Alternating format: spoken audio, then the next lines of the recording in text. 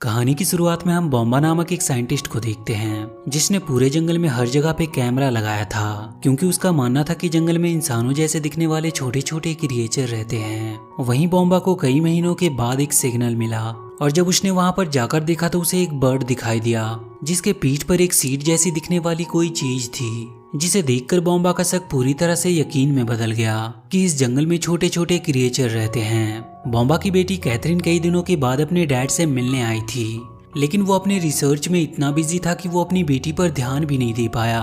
आखिरकार कैथरीन ने जब अपने डैड को आवाज दिया तो बॉम्बा उसे देखकर चौंक गया और उसे अपने गले से लगा लिया। उसके पास एक डॉग भी था जिसका नाम ओजी होता है, पर उसके सिर्फ 3 पैर और एक ही आंख थी, लेकिन फिर भी ओजी काफी तेजी से दौड़ लेता था। कैथरीन अपने डैड के साथ टाइम स्पेंड करना चाहती थी, लेकिन बॉम्बा अपने काम में इतना बिजी था कि वो कैथरीन को उसके कमरे में अकेला ही छोड़कर वहां से चला गया। रूम में अकेले आज वो अपनी मॉम को काफी मिस कर रही थी क्योंकि बहुत साल पहले ही उसकी मॉम की डेथ हो गई थी। इसके बाद हम उन छोटे छोटे क्रिएचर को देखते हैं जिनके बारे में बॉम्बा इतने सालों से रिसर्च कर रहा था। इन छोटे क्रिएचर का जंगल को हरा भरा और सुंदर बनाए रखने में काफी अहम भूमिका थी और इन छोटे क्रिएचर को लीफ मैन के नाम से जाना जाता था। वहीं हम लीफ मैन के कैप्टन रॉनिन को देखते हैं। वो जंगल की रानी तारा के पास गया और उन्हें बताया कि उनके दुश्मन बोगल्स की नजर उनकी सीमा पर है और वो उनके नए वारिस के चैन को रोकने के लिए कुछ भी कर सकते हैं, और इसीलिए वो आज रानी को कली चुनने के लिए जाने से मना कर रहा था। पर रानी ने उससे कहा कि कली चुनने के लिए मुझे जाना ही होगा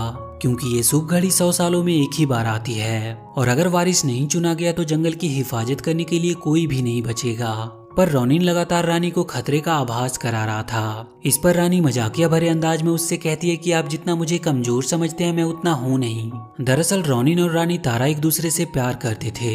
वो दोनों जिस कली के चुनाव के बारे में बात कर रहे थे वही आने वाले दिनों में जंगल की हिफाजत करेगी। इसके बाद हम बोगल्स के इलाके को देखते हैं जो काफी सूखा और गंदा था क्योंकि बोगल्स को हरियाली पसंद नहीं थी और इसीलिए वो गंदी जगहों पे रहते थे।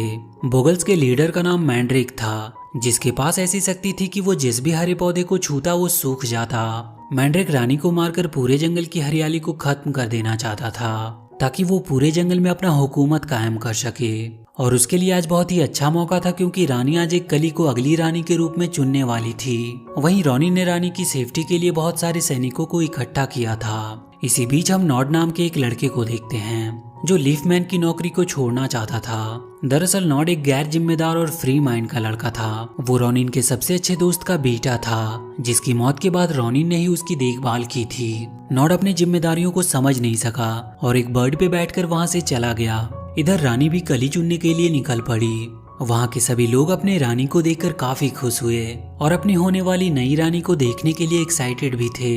इधर बॉम्बा अपने मशीन सिग्नल को देखकर समझ गया कि जंगल में कुछ बड़ा होने वाला है, इसीलिए वो भी काफी एक्साइटेड था। वहीं बॉम्बा की बेटी कैथरीन उससे कहती है कि आपने अपनी पूरी जिंदगी इन्हीं क्रिएचर को ढूंढने में बिता दी जो कि असल में है भी नहीं, और मैंने भी अपना बचपन आपके बिना ही बिता दिया।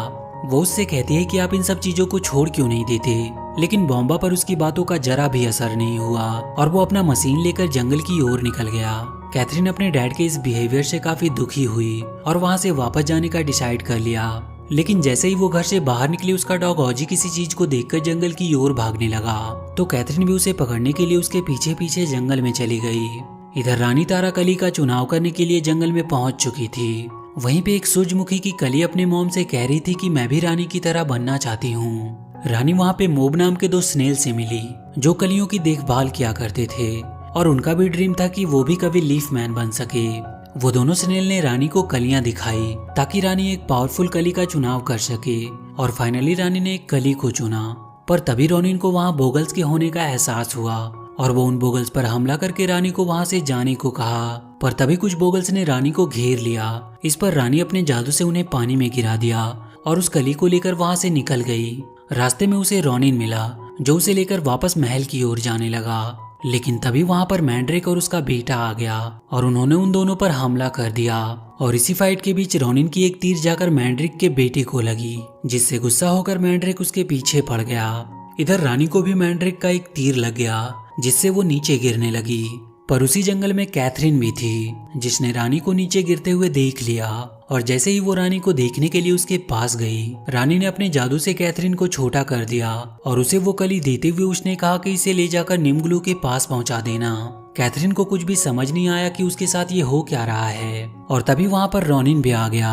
रानी उससे कहती है कि जंगल अब तुम्हारे हाथ में है, और ये कहते हुए रानी की मौत हो गई। इसके बाद रॉनिन कैथरीन से पूछता है कि रानी ने इस कली को कहाँ पहुँचाने को कहा है। तो कैथरीन उसे बताती है कि रानी ने तो इसे नीम ग्लू के पास पहुँचाने को कहा था। वहीं वो स्नेल भी रॉनिन से कहते हैं कि हम भी तुम्हारे साथ ही चलेंगे, क्योंकि उनसे कली को हमेशा नमी मिलती रहेगी। रॉनिन कली के साथ उन स्नेल्स को भी लेकर नीम ग्लू के पास जाने के लिए निकल पड़ा। उधर नॉड ने एक रेस में पार्टिसिपेट किया और वहाँ पे उसने फ्रॉग बूफो के साथ एक डील किया कि वो रेस में हार जाएगा, लेकिन वो डील को तोड़कर उस रेस को जीत गया। इस बात से गुस्सा होकर बूफो उसे सांप के बिल में फेंकने का डिसाइड करता है, लेकिन तभी वहाँ पर रॉनिन आ गया और उसने नॉड को बचा लिया। इसके बाद उसने नॉड को बताया कि रानी नहीं रही, और उसने उसे ये भी बताया कि रानी ने मरने से पहले एक कली को चुन लिया था, जिसे अभी नीम ग्लू के पास ले जाना होगा। इधर बॉम्बा जंगल से जब वापस घर आया तो कैथरीन के वापस जाने का लेटर देखकर काफी दुखी हुआ।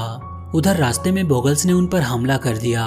उसी बीच नॉड और कैथरीन एक बिल में जा गिरे, जहाँ पर एक चूहे ने उन पर हमला कर दिया। पर तभी रॉनिन ने वहाँ पर आकर उन दोनों को बचा लिया और उन्हें लेकर नीम ग्लू के पास जाने के लिए निकल पड़ा। नीम ग्लू के पास पहुंचने पर कैथरीन ने उस कली को उसे सौंप दिया। कली को लेकर नीम ग्लू उन्हें नीचे ले आया। वहाँ पर उसने सभी को बताया कि ये कली पूनम की रात में खिलेगी, और खुशकिस्मती से आज ही पूनम की रात होने वाली है, इसीलिए आज उन्हें अच्छे से इसकी देखभाल करनी होगी। ये बात सुनकर सभी लोग काफी खुश हुए और रात में चांद के निकलने का इंतजार करने लगे। वहीं रॉनिन ने नॉड को अच्छे से समझाया कि आज कुछ भी गड़बड़ नहीं होनी चाहिए, और कली पर नजर रखने के लिए कहते हुए रॉनिन वहाँ से चला गया।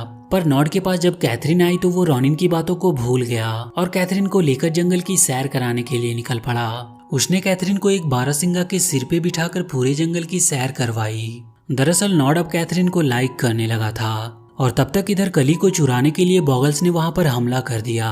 वो दोनों स्नेल्स ने उस कली को बचाने की काफी कोशिश की, लेकिन मैंड्रिक कली के साथ साथ उन दोनों स्नेल्स को भी पकड़कर अपने साथ ही ले गया। नॉड जब वापस आया तो रॉनिन उस पर काफी गुस्सा हुआ और उसे काफी डांट लगाई।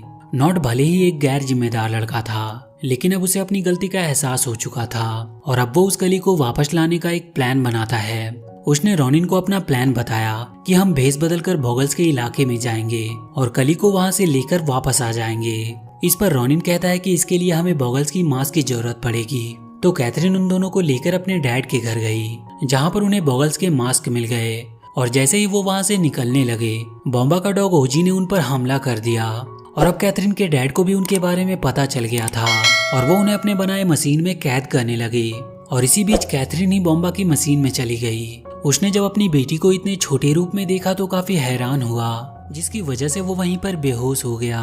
कैथरीन जब वहां से जाने लगी तो अपने डैड के नक्शे में उस स्थान पर एक पिन लगा दिया जहां पर वो छोटे क्रिएचर रहते हैं। अब वो तीनों भेष बदलकर बोगल्स के इलाके में घुस गए। रॉनिन उन दोनों से कली को ढूंढने का बोलकर खुद बोगल्स का सामना करने के लिए चला गया। नॉड और कैथरीन को बहुत जल्द ही वो कली मिल गई और वो दोनों स्नेल और कली को लेकर वहां से निकल गए। वहीं मैंड्रिक को जब उनके बारे में पता चला तो उसने उन पर हमला कर दिया। रॉनिन कैथरीन और नॉड को कली के साथ वहां से बाहर निकाल देता है, लेकिन वो खुद उन बोगल्स के बीच में फंस गया था। उसे बॉगल्स के बीच में फंसा देखकर नॉड वहां से जाना नहीं चाहता था, लेकिन कली की सेफ्टी के लिए उसे वहां से जाना पड़ा। कली को लेकर वो दोनों नीम ग्लू के पास चले आए। उसने उस कली को लेकर उस जगह पर रख दिया जहां पर चांद की रोशनी पड़ रही थी। रोशनी पड़ते ही वो कली खिलने लगी, लेकिन इससे पहले कि वो कली पूरी तरह से खिलती वहां पर बॉगल्स के चमगादड़ आ गए और उन्होंने उस कली पर पड़ रही चांद की रोशनी को ही ढक लिया। रोशनी ना पड़ने की वजह से कली मुरझाने लगी, और अगर वो कली पूरी तरह से मुरझा गई तो पूरा जंगल सूख जाएगा। ऐसा ना हो इसीलिए सभी लीफमैन उन चमगादड़ों को वहां से भगाने के लिए निकल पड़े। वहीं नॉड भी अब अपनी जिम्मेदारी समझने लगा था और वो भी बोगल से लड़ने के लिए निकल जाता है। अब लीफमैन और बोगल्स के बीच वहां पर एक जबरदस्त फाइट शुरू हो गई थी। इधर स्नेल से बात करते हुए कैथरीन को एक आइडिया आया और वो एक बर्ड पर बैठकर वहां से अपने डैड के पास जाने लगी। इधर बॉम्बा को जब होश आया तो वो काफी दुखी हुआ, क्योंकि उसे यकीन ही नहीं हो रहा था कि उसकी बेटी इतनी छोटी हो गई। उसे लगता है कि ये उसका कोई भ्रम था, इसीलिए अपने रिसर्च को बेकार समझकर वो अपने सारे कैमरा और मशीनों को तोड़ने लगा। इधर कैथरीन कैमरे के जरिए अपने डैड से कांटेक्ट करने की कोशिश कर रही थी, लेकिन बॉम्बा के मशीन बंद कर देने से उसका कांटेक्ट हो नहीं पाया। पर तभी बॉम्बा को उसके नक्शे पर कैथरीन का लगाया हुआ पिन दिखाई दिया। ये देखकर उसे समझ आ गया कि ये सब उसका कोई भ्रम नहीं था बल्कि हकीकत थी। और वो अपने मशीन लेकर वहाँ से अपनी बेटी को खोजने के लिए निकल पड़ा। जंगल में उसे कैथरीन मिल गई जो उसे सारी बातें बता देती है और वो उसे लेकर उस जगह पर गई जहाँ पर उस कली को खेलना था। वहाँ पर जाने के बाद कैथरीन अपने डैड से उन चमगादड़ों को अट्रैक्ट करने वाली साउंड बजाने को कहती है और अपने डैड के मोबाइल में खुद ही उस साउंड को बजा भी देती है, जिसके बजते ही सारे चमगादड़ उस साउंड के पीछे भागने लगे और चांद की रोशनी दोबारा से उस कली पर पड़ने लगी। लेकिन तभी वहाँ पर मैंड्रेक आ गया और वो उस कली को लेने की कोशिश करने लगा। वहाँ पर उन दोनों के बीच में फाइट होने लगी और आखिरकार किसी तरह वो दोनों मिलकर मैंड्रेक को मार गिराते हैं। वहीं उस कली पर जब फिर से चांद की रोशनी पड़ने लगी तो वो कली पूरी तरह से खिल गई और उसी ने जंगल के नए रानी को चुना। और वो रानी कोई और नहीं बल्कि वही सूरजमुखी की वो कली होती है जो शुरू में अपनी मॉम से रानी के जैसा बनने के लिए कह रही थी। सभी लोग अपने नई रानी को पाकर काफी खुश हुए और अपनी नई रानी का वेलकम करने लगे और अब कैथरीन का वहाँ से जाने का वक्त भी हो गया था। वो वहाँ के सभी लोगों से अलविदा लेकर वहाँ से चली गई। वापस आने के बाद कैथरीन अपने डैड से मिलकर काफी खुश थी और उसने अपने डैड से माफी भी मांगी क्योंकि उसने उनके रिसर्च को बेकार कहा था। वहीं मूवी के अंत में हम देखते हैं कि कैथरीन अपने डैड के साथ जंगल में ही रहने लगी और वो कैमरे के जरिए नॉट से बात भी किया करती थी। इसी के साथ ये मूवी यहीं पर खत्म हो जाती है। तो वीडियो अगर अच्छी लगी हो तो please do like and share this video and please subscribe to my channel and press that bell icon.